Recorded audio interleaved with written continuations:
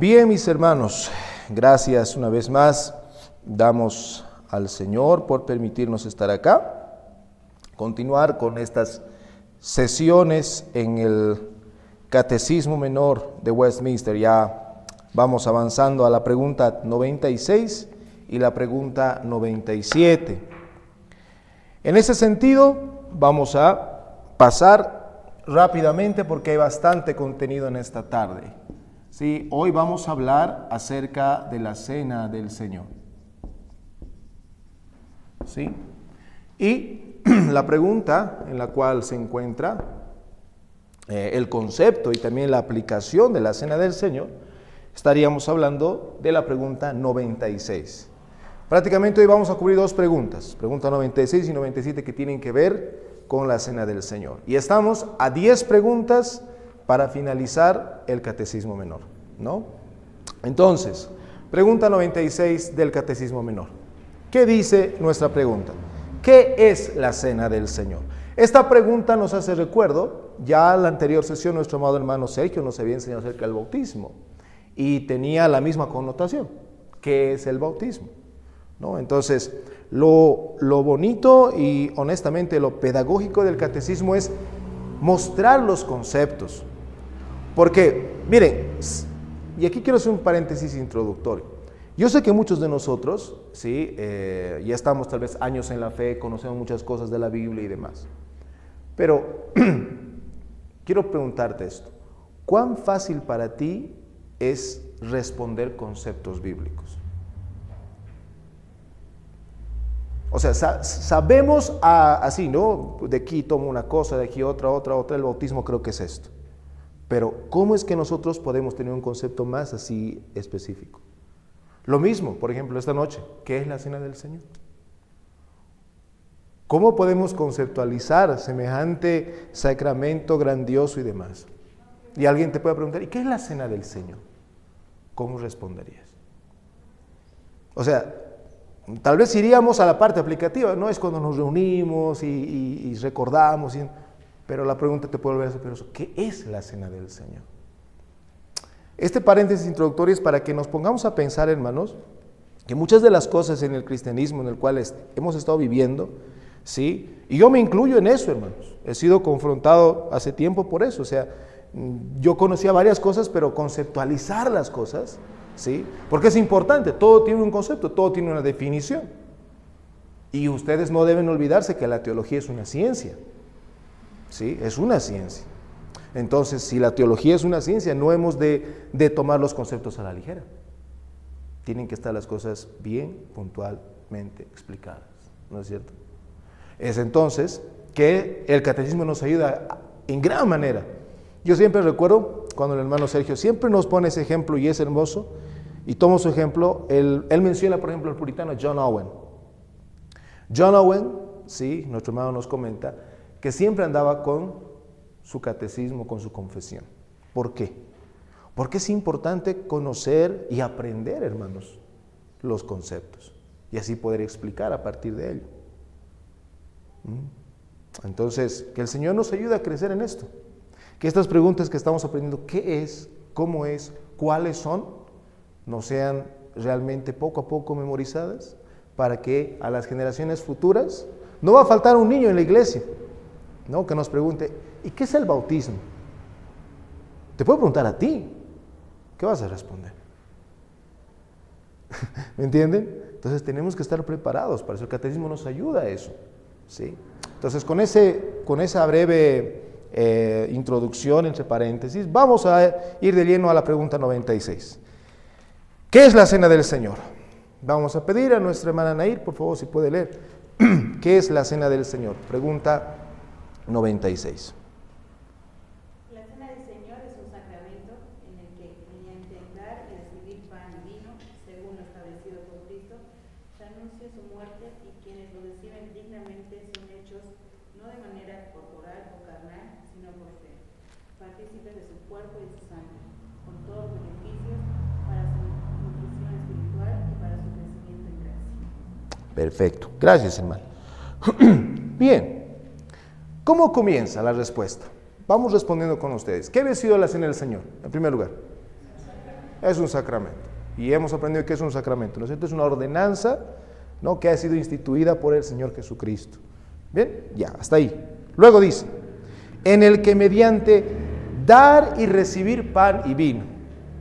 Aquí hay dos partes, lo vamos a analizar poco a poco más adelante. Dice, dar y recibir. ¿Quién es el que da dentro de la práctica del sacramento? El ministro. ¿Y quiénes reciben? Los que van a comulgar, ¿no? ¿Qué cosa, pero? ¿Qué van a comulgar? Pan y vino. Bien. Según dice lo establecido por Cristo. Entonces nos dice quién ha establecido este sacramento una vez más. Dice, ¿y esto por qué se hace? Continúa. Se anuncia, dice, su muerte. Cada vez que nos reunimos, anunciamos, mostramos a las personas, a nosotros mismos. No se olviden, un sacramento tiene la parte externa o visible y la cosa significada interna, ¿no es cierto? Bien. Luego dice, anuncia su muerte, y quienes los reciben dignamente, ¿quiénes pueden recibir dignamente algo? Una vez más, ¿se acuerdan cuando vimos acerca de los sacramentos? De cómo llegan a ser medios eficaces. ¿Por qué? Hay una sola palabra cuando los sacramentos son eficaces en las personas. ¿Cuál es? Una sola palabra, de 2 letras. Exacto. Bien, fe. Eso es. Entonces, es por medio de la fe, por eso dice, ¿no?, de que los que reciben dignamente, ¿quiénes van a recibir dignamente la cena del Señor? Los que por la fe se acercan, ¿no? ¿Y qué más dice? Y quienes los reciben dignamente son hechos no de manera corporal y carnal. Esta parte de la pregunta del catecismo nos está enseñando de que no es que el medio visible en sí, sustancialmente, ¿sí?, tenga una significancia como enseña Roma. Bien, eso vamos a ver. Sino por fe, y ahí está. Sino por fe, partícipes de su cuerpo y de su sangre con todos los beneficios. ¿Para qué? ¿Para qué participamos en la cena del Señor, hermanos? ¿Para qué vamos a participar? ¿Para nutrirnos carnalmente? No, espiritualmente. Y para nuestro crecimiento en gracia. Bien, ahora desglosemos esto rápidamente. Aquí vamos a ver 6 cosas. Y quiero que me presten atención porque sé que muchos de nosotros ya hemos participado en el contexto de que vengamos de la cena del Señor. Pero creo que se puede profundizar más. ¿Sí? Se puede profundizar más. Primero, vamos a ver, en primer lugar, vamos a ver acerca de su naturaleza. En segundo lugar, hablando de la cena del Señor. En segundo lugar, vamos a hablar rápidamente, y bíblicamente claro está, de su autor. En tercer lugar, vamos a ver los elementos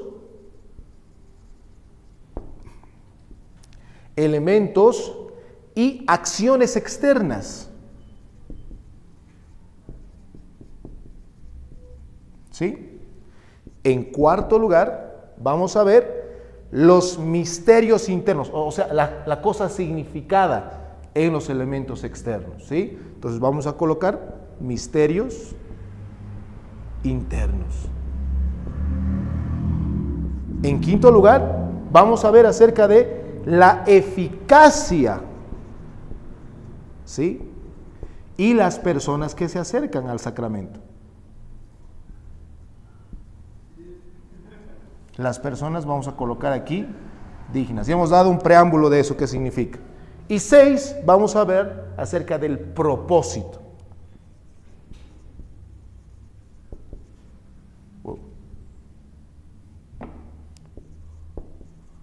¿Sí?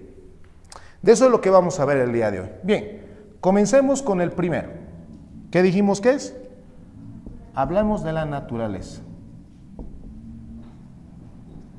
Bien, la naturaleza de la cena del Señor. Bien, la cena del Señor, hermanos, en cuanto a su naturaleza, y esto por favor, préstenme atención, ¿sí? Uno, que hemos dicho que es un sacramento, y es un sacramento y sello del pacto de gracia, donde, y escuchen por favor, donde, ¿sí?, se renuevan y confirman obligaciones mutuas. Ah, ya. Entonces, según la naturaleza de la cena del Señor, ¿qué sucede? ¿Qué dije? Se renuevan y confirman obligaciones. ¿Qué tipo de obligaciones? Mutuas, gracias hermano. Mutuas. ¿Qué quiere decir esto? Hermanos, Dios en ese momento, en el momento del sacramento de la cena del Señor, ¿sí?, nos va a mostrar y nos va a renovar de una forma visible, ¿sí?, la obligación del pacto de gracia. Y nosotros, ¿sí?, estando presentes ahí, vamos a renovar y confirmar nuestro compromiso en el pacto de gracia. Bien, eso es. Ahora, la cena del Señor, hermanos, voy a colocar aquí, su naturaleza es netamente espiritual. Bien, guarden eso en sus cabezas, espiritual. ¿Por qué digo eso? Porque este aspecto de la naturaleza hay 4 posturas. Bien, y aquí quiero que me presten mucha atención. ¿Por qué? Porque lo vamos a entender de una forma bastante sencilla. 4 posturas que incluso hubo una discusión bastante fuerte entre Ulrico Zwinglio y Martín Lutero cuando se reúnen en el coloquio de Marburgo. Ellos se reúnen, o sea, en virtud de los gobernantes superiores, los reúnen para poder unir los procesos de reforma en Alemania, ¿sí?, y otros países. Y ellos eran como dos cabezas reformadoras. Empiezan a conversar, llevan a cabo todo lo que vendría a ser el coloquio para poder unificar tal vez ese aspecto. Pero ¿qué creen que sucede? Llega un punto, bueno, Lutero y Zwinglio empiezan a compartir, y llega un punto en el que todo estaba bien de acuerdo, estaban en un mismo sentir. Pero llega un momento en el que van a hablar de la cena del Señor. Y ahí se produce una fractura, podríamos decir así, fuerte.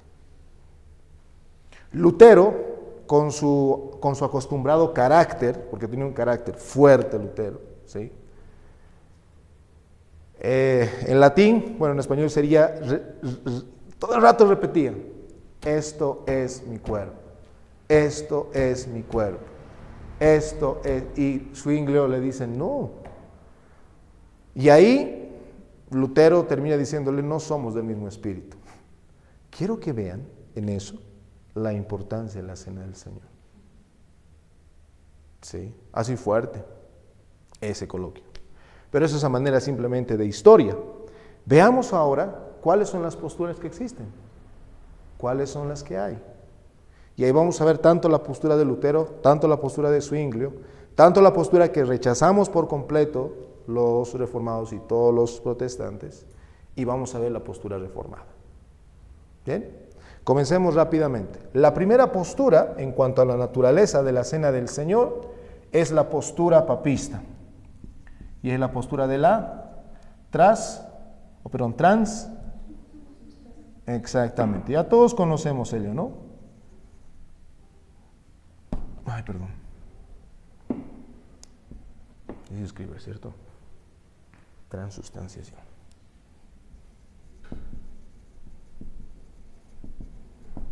La transustanciación. ¿Y por qué quiero decir que es diferente? Sí. Y comienzo rápidamente, es que, hermanos, saben, el catolicismo romano en sí enseña, porque vamos a hablar acerca de lo que serían los elementos externos y las acciones, incluso los misterios internos, porque aquí está la situación para lo que sería Roma. Según Roma, ¿sí?, según ellos, lo que pasa en la celebración de la Eucaristía, el pan y el vino, que son los 2 elementos, como hemos leído en nuestra respuesta, literalmente, subrayen eso en su cabeza, literalmente se convierten en el cuerpo y la sangre de Cristo. Literalmente, ¿sí? O sea, mantiene la apariencia externa, porque el pan sigue siendo pan, ¿no es cierto? Y el vino sigue siendo vino. Pero ellos, de una forma bastante, incluso mágica, podríamos decir, piensan y enseñan, ¿sí?, que la sustancia en sí ha cambiado. Ahora es verdaderamente el cuerpo de Cristo y verdaderamente la sangre de Cristo. A lo cual claramente los reformadores y nosotros mismos decimos que es una blasfemia. Traer de nuevo a Cristo a un medio visible en sustancia, imagínense eso, es fuerte. Bien, y con esto quiero decir de que, ¿por qué nosotros tenemos que decir que la misa es una blasfemia, hermanos? Porque primero hacen un énfasis extremo en el sacramentalismo. ¿Qué es eso? El sacramentalismo es agarrar las cosas externas y por medio de eso tratar de llevar a Dios a las personas. ¿No se han dado cuenta que cuando van a una iglesia papista o han ido en el pasado, han visto un montón de ornamentos, un montón de cosas, inciensos, colores, pinturas, y hay un altar ahí al fondo? Y ahí está nuestra gran diferencia. Ellos creen que ese es el altar. ¿Y para qué es un altar, hermanos? ¿Para qué es un altar? Exactamente. Ellos creen en un sacrificio incruento, es decir, sin sangre, sin derramamiento de sangre. Pero cada vez que se celebra la misa, ¿sí?, el lugar donde ellos comulgan, que llaman el altar, ellos piensan que se está haciendo un sacrificio incruento. Es por eso que la misa no es la cena del Señor, hermanos. Es más, ellos separan los elementos. ¿Cuáles son los elementos de la cena del Señor, dijimos? El pan y vino. Los que hemos estado en la iglesia católica, papista, mejor voy a decir así, en la iglesia papista, cuando hemos hecho la primera comunión, yo quiero preguntarte, ¿alguna vez has tomado el vino? No. Y ahí está el punto. Roma ha separado los elementos. Al pueblo solamente se le da el supuesto pan, que sería la hostia, pero solamente el sacerdote es el que va a consumir el vino. Ojo ahí. Y por eso, hermanos, la misa no es la cena del Señor. Así que no nos equivoquemos. No podemos decir que lo que se realiza aquí, que es la cena del Señor, es lo mismo que la misa. Dejemos eso de lado, porque fíjense que son cosas bastante diferentes. El sacramentalismo está por encima de la palabra del Señor. Bien, segundo punto de vista. Aquí obviamente quiero que vayamos viendo esto. Aquí, ¿qué es lo que sucede? ¿Qué es lo que enfatizan tanto? Lo que se ve, ¿sí? Lo que se ve, lo perceptible. Segundo, ¿cuál sería? Segunda postura. Es la consubstanciación.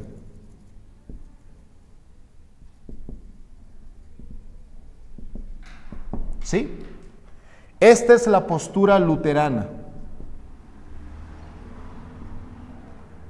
Bien. ¿Qué enseña la consubstanciación? Escuchen. Según esta postura, hermanos, Cristo está, y esto es lo que dice la confesión, y niega esto. Según esta postura, Cristo está en, con o debajo de los elementos. En, con o bajo los elementos. Esto significa que el pan y el vino mantienen su sustancia. No es lo mismo que la transubstanciación. Aquí cambia la sustancia, pero aquí no. Ellos decían, no cambia la sustancia. Pero, y ahí está el pero la presencia real, no espiritual simplemente, sino real de Cristo, también está presente en el sacramento. Bien, y con esto, pues obviamente vemos que no va a una transición completa de la sustancia como el lado papista, la postura papista, ¿ya? Pero se quedan a medio camino, ¿no?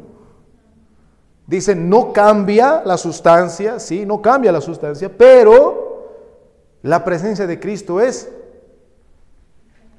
real.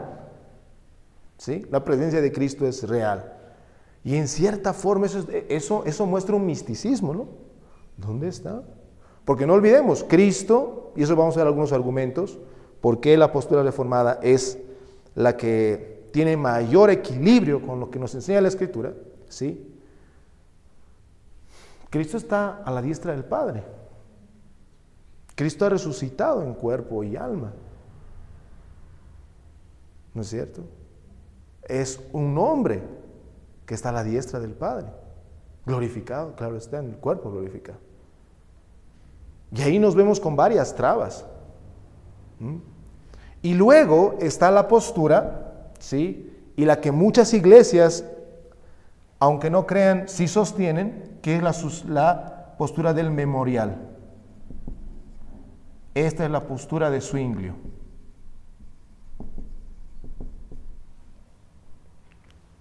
¿Sí? ¿Qué es la postura de simplemente el memorial? Entonces, esta postura enseña que en sí la cena del Señor es un mero acto simbólico, nada más. Es un mero acto simbólico para conmemorar la muerte de Cristo en la cruz. Los elementos tanto del pan y del vino, ¿sí?, son simplemente símbolos que representan el cuerpo y la sangre de Cristo, pero no existe una presencia ni física o espiritual de Cristo en los elementos, ¿sí? Esta postura, hermanos, ¿sí?, querramos aceptarlo, no muchas iglesias lo sostienen, ¿sí?, como un simple memorial. Y les dije, ¿no?, en el coloquio de Marburgo, ¿quiénes fueron los que discutieron? Lutero y Zwinglio. Lutero con la consubstanciación y Zwinglio con el mero memorial. Pero vamos a encontrar que la postura reformada, me voy a apurar, la postura reformada es la de la presencia espiritual.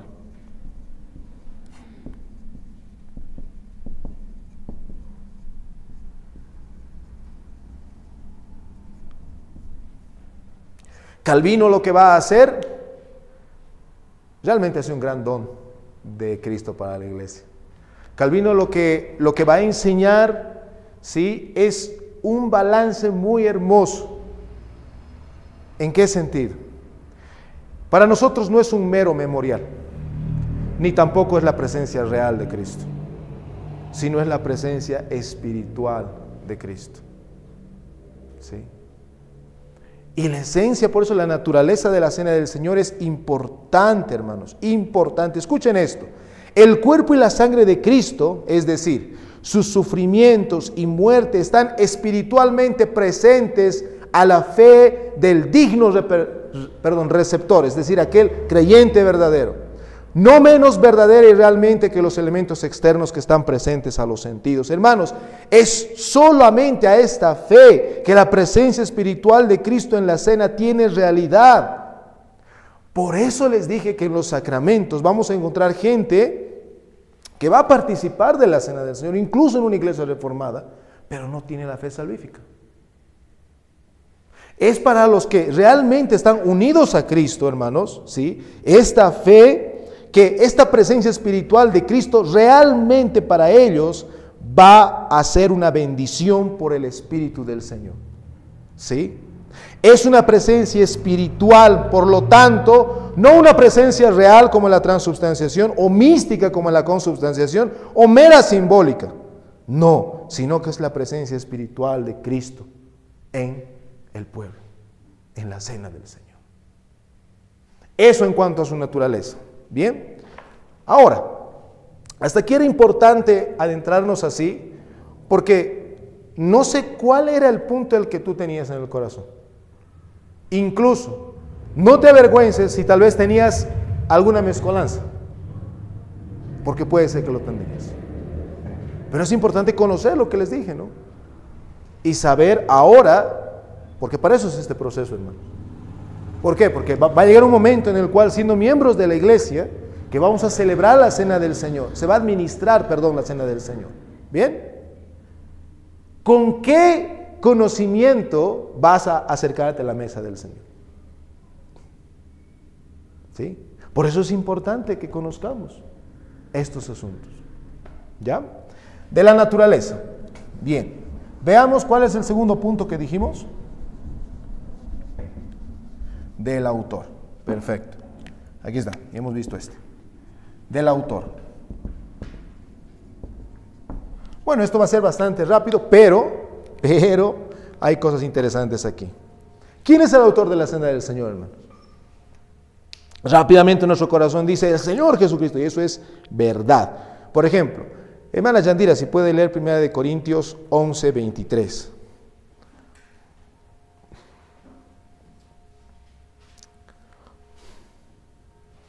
Así dice la palabra del Señor. Porque yo recibí del Señor lo que también os he enseñado, que el Señor Jesús, la noche que fue entregado, tomó pan. Gracias, hermana. Pablo dice, porque yo he recibido del Señor, o sea, es el Señor quien le ha revelado lo que también os he enseñado.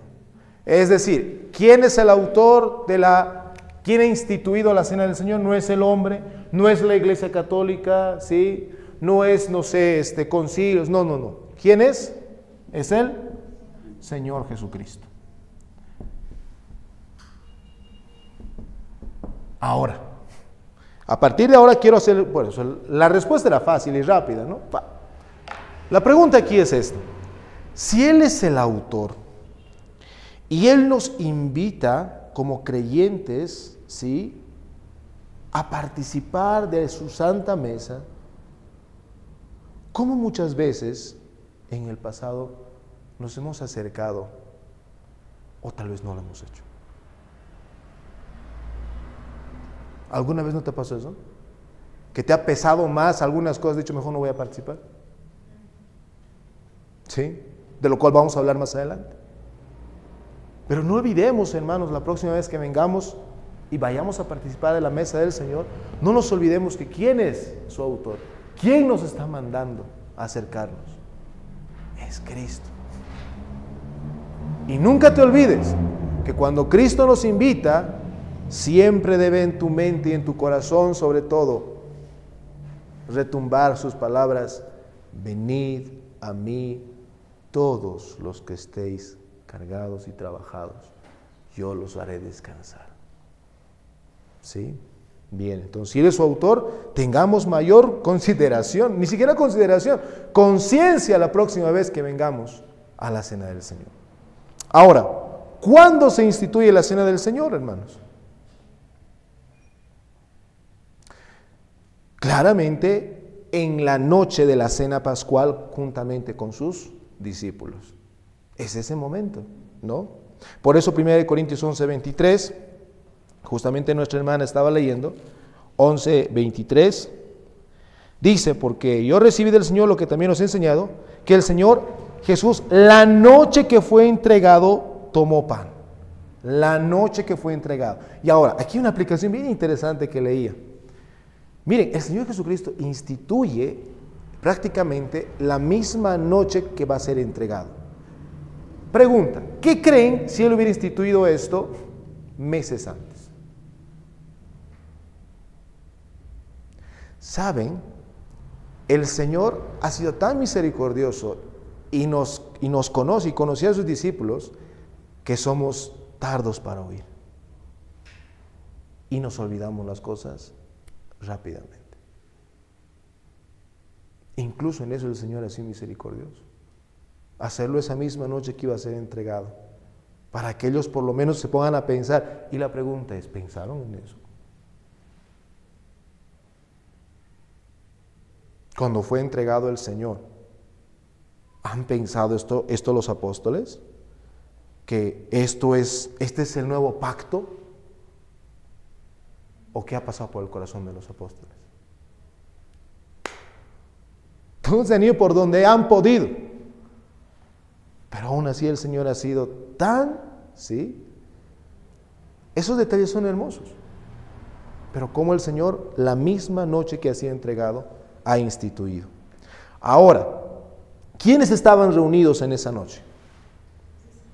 Estaban los discípulos, los apóstoles, aquellos que les va a encomendar lo mismo cuando les dice de que nos vamos a encontrar en Galilea, vayan yendo después de la resurrección, cuando les da la gran comisión de lo que nos enseñó nuestro hermano, id por todo el mundo y predicar el evangelio, ¿no? Y bautizar. ¿A quién les dice? A los apóstoles. Reunidos estaban esa noche, ¿quiénes? En el aposento alto. Los apóstoles.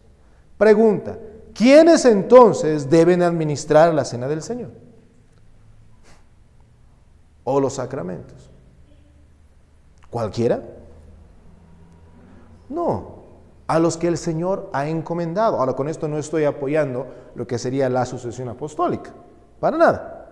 Sino que Él ha instituido en su iglesia, dice en la palabra del Señor, primero apóstoles, luego profetas, luego maestros. Cuando estos dos ya han sido los que han fundamentado la iglesia primigenia, han quedado los maestros. ¿Sí? ¿Y quiénes son los maestros? Los ministros del evangelio. Entonces, la cena del Señor no puede celebrarlo cualquiera. ¿Sí? Porque son misterios. Miren, 1 Corintios 4 es bien claro, ese es el pasaje que a mí me ha dejado callado porque yo tenía otra postura. 1 Corintios 4, 1 y 2. Bueno, vamos a pedir a nuestra hermana Andrea si puede leer, por favor. 1 Corintios 4, versículo 1 y 2. Así dice la palabra del Señor. Así pues, téngannos los hombres por servidores de Cristo y administradores de los misterios de Dios. Ahora bien, se requiere de los administradores que cada uno se haya fiel. Muy bien. Ahora, aquí está bien claro, ¿no? ¿Quiénes son los que administran los misterios de Dios? ¿Quién está hablando acá? Pablo. Pablo. Y luego dice, ahora bien, se requiere, y esa palabra me hace recuerdo a 1 Timoteo 3, pero es necesario que el obispo sea irreprensible, tan. ¿Cómo tú vas a saber que alguien que va a administrar los misterios del Señor es fiel? Porque ha sido sometido a prueba, porque ha sido evaluado. ¿No es cierto? Por eso no es cualquiera. El sacramento de la cena del Señor, hermanos, como también el otro del bautismo, debe ser solamente administrado por los ministros de Cristo, llamados e instalados en este oficio según las reglas de las Escrituras.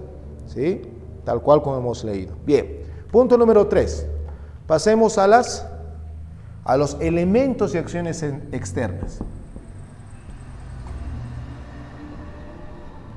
Y acciones externas. Bien. ¿Qué vemos aquí? Número 1. ¿Cuáles son los signos externos de la cena del Señor? Ya, eso está bastante claro, ¿no es cierto? Pan y vino. Ahora, ¿qué pan se va a usar? Son preguntas bien interesantes, pero antes de ir respondiendo, ¿qué pan y qué vino se van a utilizar? ¿Saben qué tenemos que tener cuidado? De no caer en el sacramentalismo. Por enfatizar demasiado. Obviamente, no estoy diciendo que esto sea una galleta y esto sea, que sea, no sé, jugo de naranja. ¿Bien? No. O sea, estoy diciendo pan y vino. Dentro de esto, no podemos ir cayendo, como justamente decían los puritanos. Y esto es bien bonito porque es verdad. Podemos caer en el sacramentalismo. ¿Sí? O sea, tiene que ser pan. Ya, entonces el pan, ¿para qué sirve? Para alimentarnos. Esa noche comían pan, listo. Eso es sencillo, punto. Entonces, un pan común. Que vamos a ver qué va a pasar con el pan común después. No hostia, como los papistas. Eso no es pan. Tú no desayunas con una hostia, ¿no es cierto? No cenas con una hostia. No, es pan común. ¿Bien? Ahora, si tú quieres usar hogaza, quieres usar, no sé, este tipo de pan de centenio y demás, es irrelevante, hermanos. Porque si vamos a ver eso, vamos a caer en el sacramentalismo. ¿Sí? Con el vino, lo mismo, ¿sí? En la cena del Señor se puede usar cualquier clase de vino, hermanos, ¿sí? Cualquier clase de vino. Ahora vemos que el Señor ha bebido el fruto de la vid con sus discípulos, ¿sí? Pero no dice qué clase de vino era el que ha tomado. Ahora me entienden que si nosotros nos vamos más allá de lo que la Escritura nos ha revelado, vamos a caer en el sacramentalismo. ¿Sí? Vamos a irnos más adentro y eso es un problema. Es un problema. Pero el puritano Thomas Vincent dice algo muy interesante. Es más adecuado y vivo representar la sangre de Cristo cuando el vino es de un color rojo, como el vino de tienda que tenemos. ¿El vino cómo? ¿Vieron? O sea, no hay que complicarse tanto, ¿sí? Pero si vamos a ir observando, no sé, yo no sé, yo no soy enólogo se llama, ¿no? El que es, bueno, no soy eso, pero un vino. ¿Bien? Tiene que ser un vino común. Pan común, vino común. Listo, punto. No hay que ir más allá de eso. Ahora bien,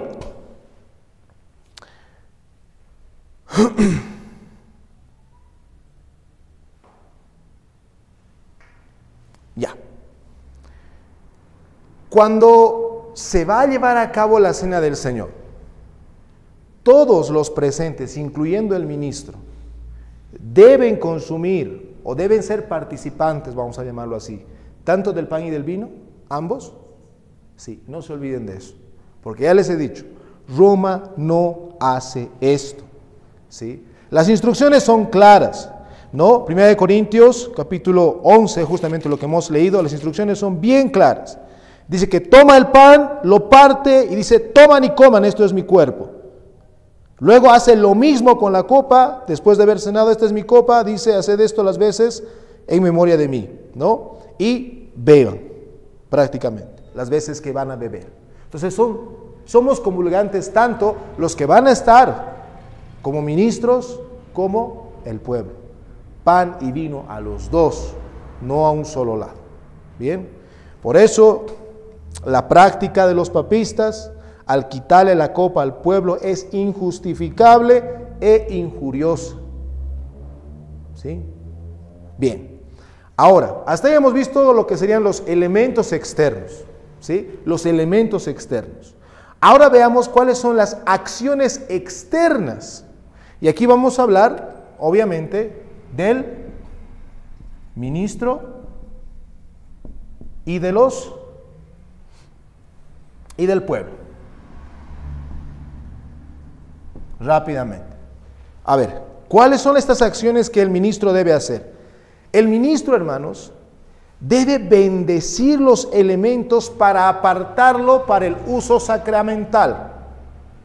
Otra vez, el ministro debe bendecir los elementos y apartarlos para el uso sacramental. ¿Cómo lo va a hacer? Y aquí obviamente tenemos que acordarnos de las 4 posturas que hemos visto en cuanto a la naturaleza. Nosotros no estamos diciendo que cuando el ministro va a bendecir los elementos, va a cambiar la sustancia o va a invocar que Cristo tenga la presencia real. Y si solamente fuera un memorial, no sería necesario bendecirlos. Así de sencillo. ¿No ven? Entonces, el ministro, ¿qué va a hacer?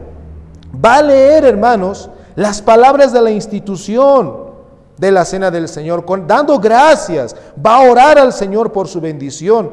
Va a tomar el pan, ¿sí? Y esto es muy importante que hemos aprendido también, porque realmente, hermanos, algo que anoche orábamos y debemos seguir haciéndolo, es que no debemos dejar de tener un corazón enseñable como iglesia. Nunca tenemos que decir, esto es así y nunca más lo vamos a revisar.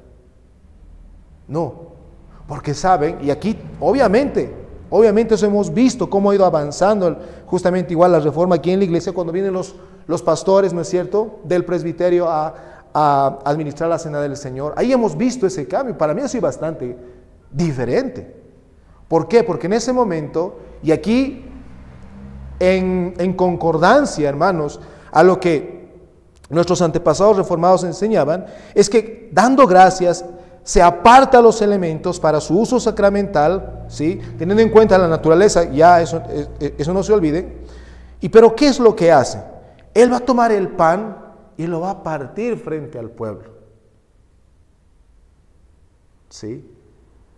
Y con eso nosotros estamos viendo, hermanos, por eso hemos cantado el Salmo 22. Por medio de la fe. La fe juega un rol muy importante en la cena del Señor, no vayan a olvidarse. El ministro, eso es lo que va a hacer, ¿no? En la parte, en este tema de lo que son las acciones externas. El ministro va a partir el pan, va a tomar de la copa y va a distribuir tanto el pan como el vino al pueblo, en las palabras de nuestro Salvador cuando Él instituye la primera vez. Es decir, vamos a repetir lo que el Señor mismo dice en su palabra. ¿Bien? ¿Y qué tiene que hacer el pueblo?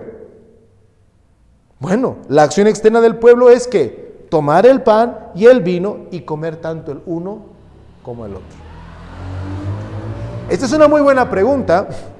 Nuestro medio es bastante romanista, ¿no es cierto? Es una buena pregunta decirles, tú cuando comulgas, ¿por qué no te dan el vino? La institución dice que asimismo tomó también la copa después de haber cenado, diciendo, esta copa es el nuevo pacto de mi sangre, haced esto todas las veces que la bebiereis en memoria de mí. ¿Tú bebes en la misa el vino? No. Entonces no estás participando y haciendo lo que el Señor ha mandado a hacer. ¿No es cierto? Pero dijimos que como este es un sacramento, hay partes externas, vimos cuáles son los elementos y las acciones externas a los elementos, pero es necesario ahora que veamos qué cosa, los misterios internos. Y los misterios internos obviamente tienen que ver con ¿qué? Con lo que significa, ¿sí? Lo que significa el sacramento como tal. Bien, no se olviden, entonces un sacramento tiene una parte externa y otra parte interna. Ya habíamos visto la externa, ahora veamos la interna. ¿Qué significan y representan el pan y el vino en este sacramento? Hermanos, el pan y el vino en este sacramento representan el cuerpo y la sangre de Cristo. ¿Sí? El cuerpo y la sangre de Cristo.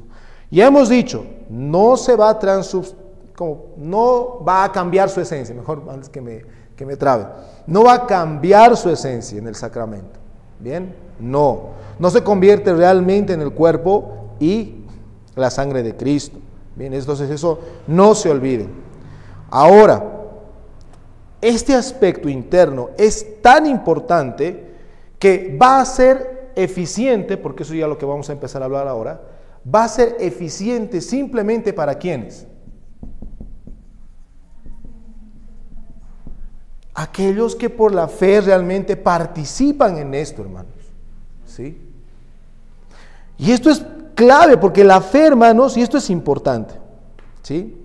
La fe del que lo recibe ocupa un lugar muy importante en la eficacia que el sacramento ejerce con fines espirituales en el alma. Miren, nosotros podemos, como vamos a ver en un momento más, podemos privar a las personas de participar en la mesa del Señor. ¿Sí? Por, digamos, un comportamiento externo pecaminoso o esté en disciplina eclesial. ¿Bien? Pero incluso, hermanos, podemos tener hermanos sentados ahí, ¿sí? Que no son creyentes.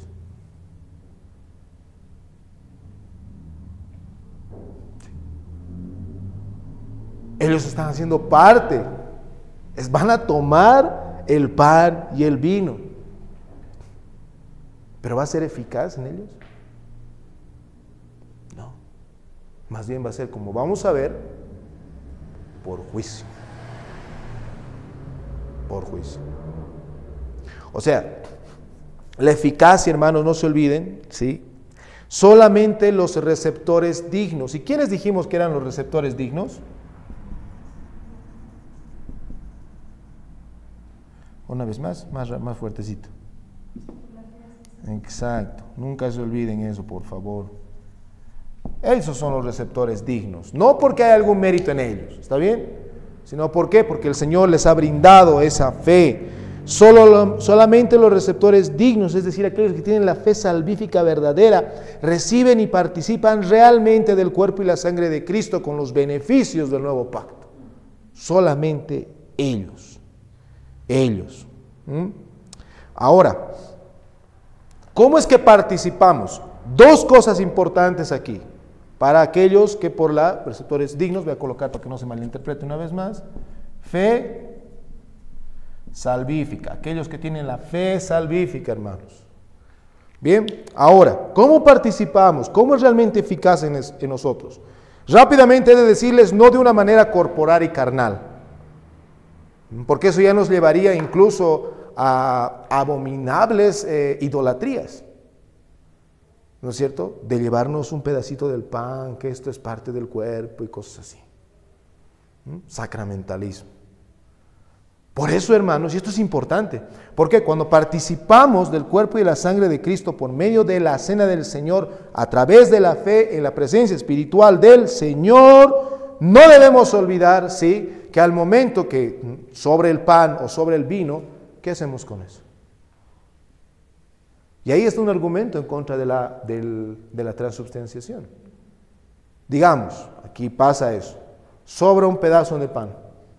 Miren, voy a poner un ejemplo bastante extremo, ¿sí? Pero podemos caer en ese tipo de, ¿cómo les diría?, de conclusiones, incluso misticismo exacto, pero conclusiones bastante absurdas. Por ejemplo, si realmente se cambiara la sustancia, sobra pan, ¿qué hacemos con ese pan? ¿Qué hacemos con el cuerpo de Cristo que ha sobrado? ¿Y qué pasaría si una miga cae y un ratón come? ¿Vieron al absurdo que podemos llegar? De eso debemos alejarnos por completo. Por completo. Porque o vamos a llevar a una literalidad terrible, absurda, o ya también sería el otro extremo, un mero memorial. No, hermanos. Nosotros participamos no de una manera corporal o carnal, ¿sí? No, sino por la fe. Es por la fe que el cuerpo y la sangre de Cristo están realmente, pero espiritualmente unidos a nuestras almas. La virtud y la eficacia, hermanos, los frutos, los beneficios de la muerte de Cristo son aplicados, como les he dicho al inicio, es un momento, un tiempo en el cual los vínculos del pacto, tanto de Dios hacia nosotros y de nosotros hacia Dios, están renovados, están fortalecidos. Vamos a ver unas aplicaciones. ¿Saben qué? Es hermoso. Es el sacramento más precioso que el Señor nos ha dejado. Bien, ahora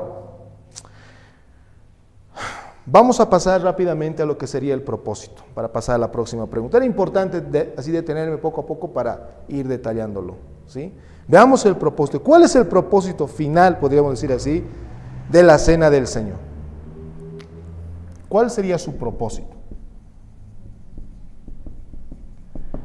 Muy bien, muy bien. Alimentarnos espiritualmente. Recibimos un alimento espiritual. Crecemos en gracia. Y ahora esto es importante. ¿Para qué? Para que, hermanos, nosotros, ¿sí?, nosotros podamos, esto es importante, podamos crucificar la carne, mortificar el pecado, purgarnos del pecado y, hermanos, tener ese renuevo importante, ese compromiso de seguir avanzando en los caminos del Señor. Ok, entonces, ese es el hermoso propósito. El Señor nos va a alimentar espiritualmente, ¿sí? Vamos a ver algunas citas al final. Eso en virtud a la pregunta 96.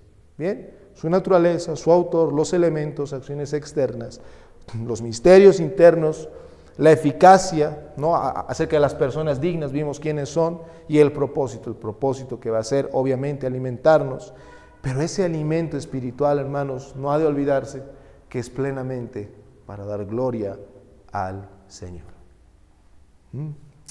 Bien, pasemos a la pregunta 97. Y le vamos a pedir a nuestra hermana Daniela si puede leer la pregunta y la respuesta, por favor, de la pregunta 97.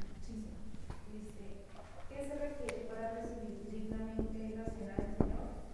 Respuesta, se requiere de aquellos que desean participar dignamente en la cena del Señor, que se examinen acerca de su conocimiento para discernir el cuerpo del Señor, acerca de su para alimentarse de él, acerca de su arrepentimiento, amor y nueva obediencia, y no sea que participando indignamente coman y beban juicio contra sí mismos. Gracias, hermano. Bien, se requiere. Entonces hay requisitos para participar. ¿Ya? Primer requisito, si queremos participar dignamente, porque se puede participar tanto dignamente como indignamente. Y aquí está la pregunta. Estamos hablando de un sacramento. ¿Será que solamente en el sacramento de la Cena del Señor pasa esto? De que hay algunos que reciben el sacramento dignamente y otros indignamente. ¿O también pasa en el bautismo? ¿Qué creen? Buena pregunta, ¿no?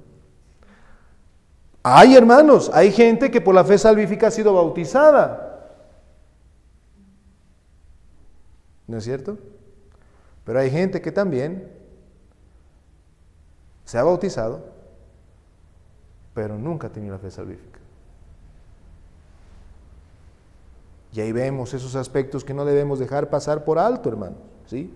No dejar pasar por alto. Obviamente la Escritura no nos da un juicio específico con respecto al bautismo, pero en cierta forma sí. Si ustedes leen, por ejemplo, qué es lo que le dice el apóstol Pedro a Simón el Mago, le dice, tu dinero perezca contigo. Entonces no todos los que se bautizan, hermanos, tienen fe salvífica. No creamos eso, porque eso no es la realidad, no es la verdad. O no conoces a alguno que llamándose hermano ahora ya no está en la fe, ha dado marcha atrás, pero se ha bautizado. ¿Conoces? ¿Pasa? Pasa. Por eso estos medios, estos sacramentos son para aquellos que el Señor obra por medio de su Espíritu, por medio de la fe. Bien, ¿qué es recibir dignamente? Aquí en la pregunta 97 vamos a ver primero acerca de recibir dignamente. ¿Qué estoy escribiendo?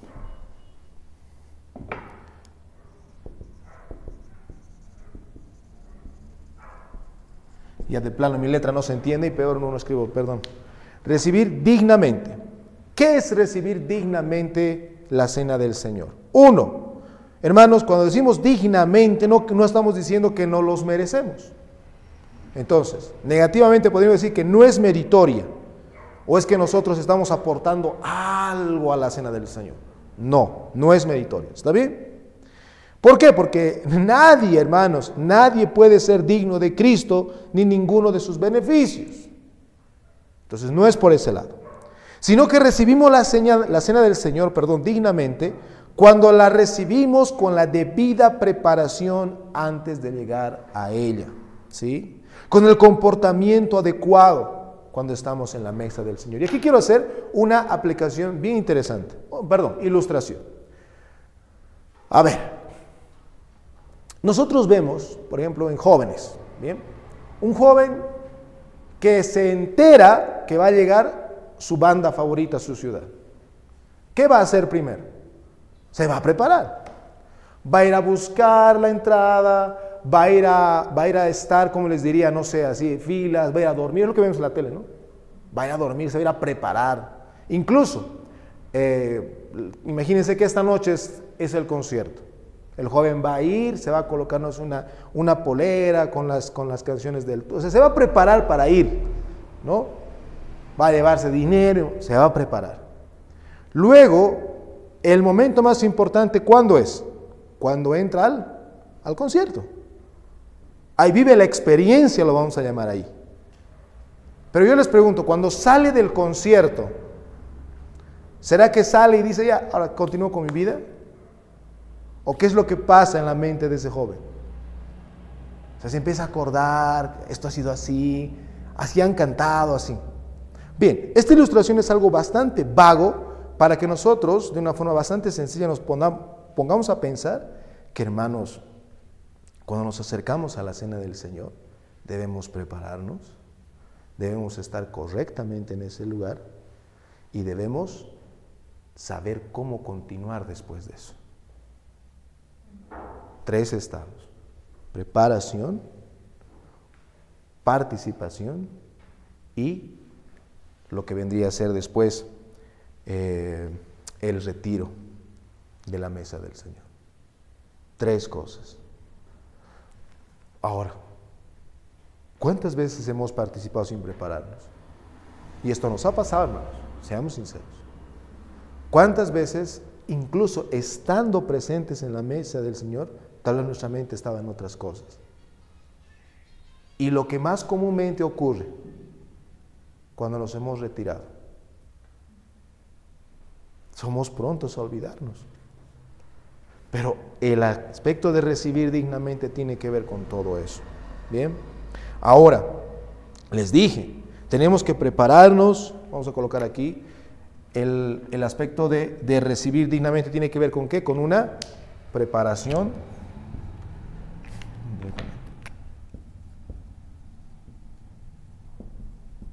Estando ahí,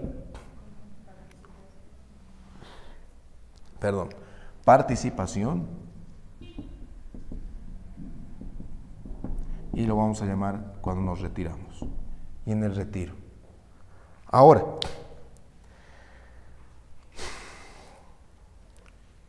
en el aspecto preparativo hay 2 cosas. En primer lugar, y esto dicen nuestros hermanos del pasado y es bastante interesante, en la preparación hay una preparación que es una preparación habitual y hay una preparación actual. ¿Sí? ¿Qué significa eso? Que primero tenemos que estar en un estado de gracia.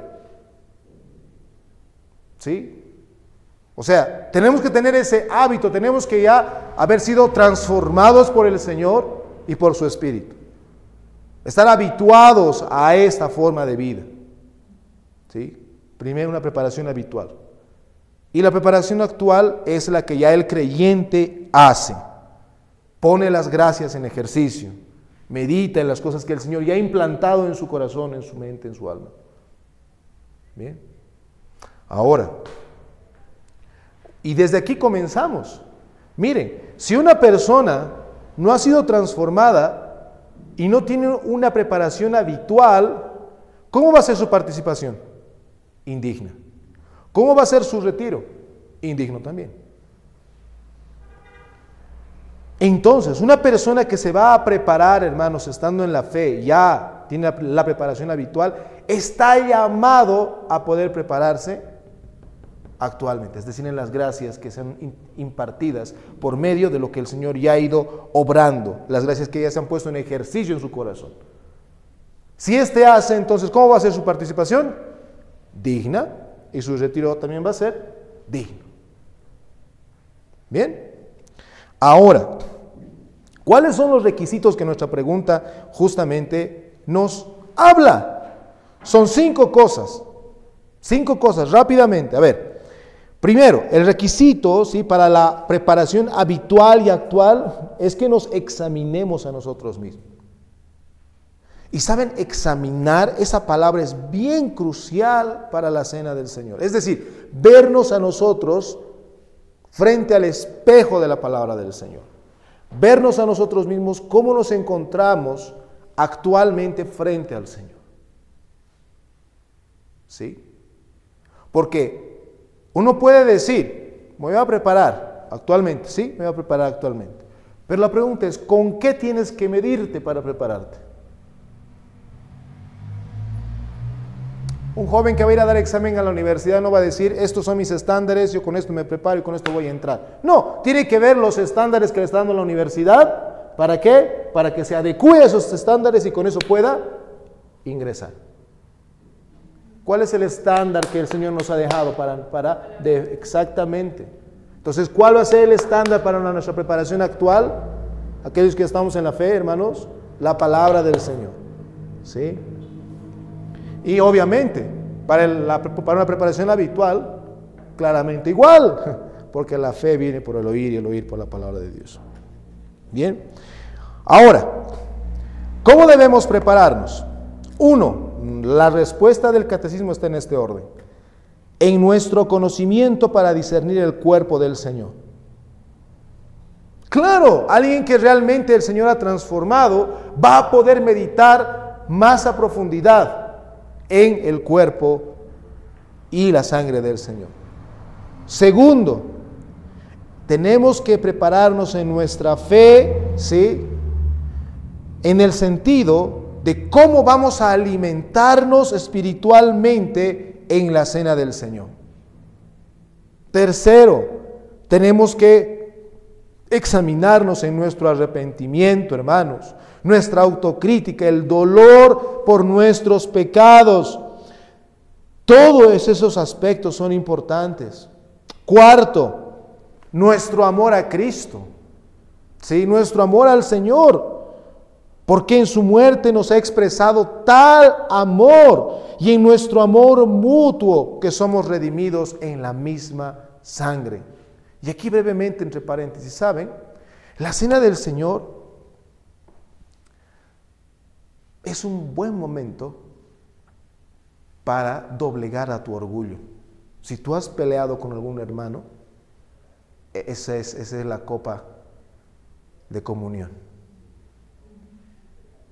Es el momento de doblegar el orgullo. Devolver el uno al otro. 5, y último, en nuestra nueva y sincera obediencia en el Evangelio. Ahí tenemos que comprometernos, hermanos, a estar completamente decididos, ¿sí?, por la gracia y la fuerza del Señor, a cumplir todo lo que vamos a recibir dignamente en este sacramento, ¿sí? Eso es lo que tenemos que hacer. Esas 5 cosas. Bien. Ahora, vayamos finalizando. ¿Quiénes son los que vienen a la mesa del Señor indignamente? Bien, ya hemos hablado acerca del aspecto digno. ¿Y cómo sería ahora recibir indignamente? ¿Sí? Bueno, ya hemos hecho un breve análisis.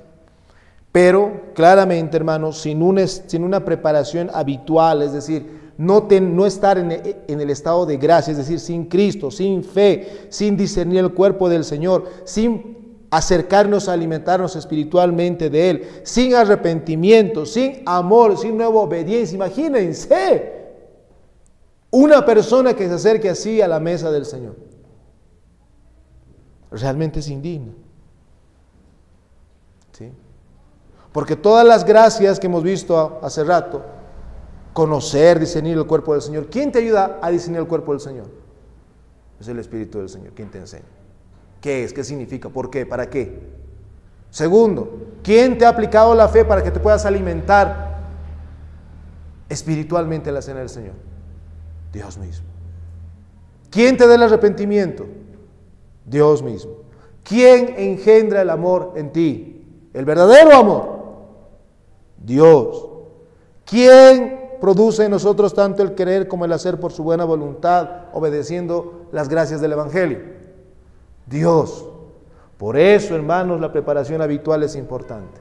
Todo aquel que no esté preparado en eso, no es recibido en la mesa del Señor.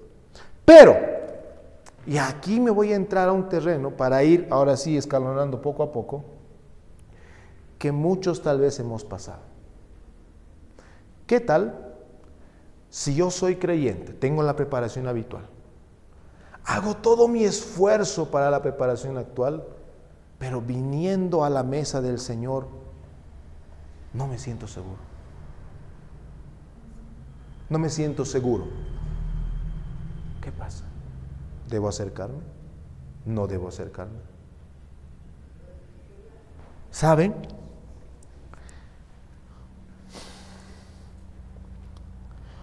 Cuando nos hemos autoexaminado, ¿sí?, nos hemos esforzado por preparar nuestros corazones, y muchas veces, hermanos, no venimos, ¿sí?, con un afecto sensible, tierno, cálido y deleitable. Muchas veces podemos venir así, incluso el enemigo puede tentarnos. Tú no mereces. ¿No te ha pasado eso? No te acerques. Pero, hermanos, cuando dudamos, ¿saben?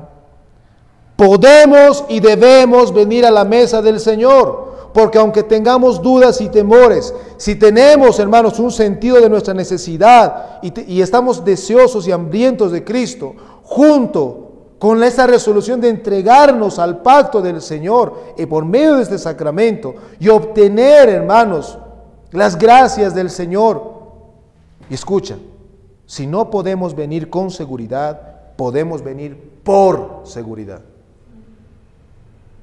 Porque tú no eres el que es más importante ahí, sino es el Señor, es la mesa del Señor, la cena del Señor.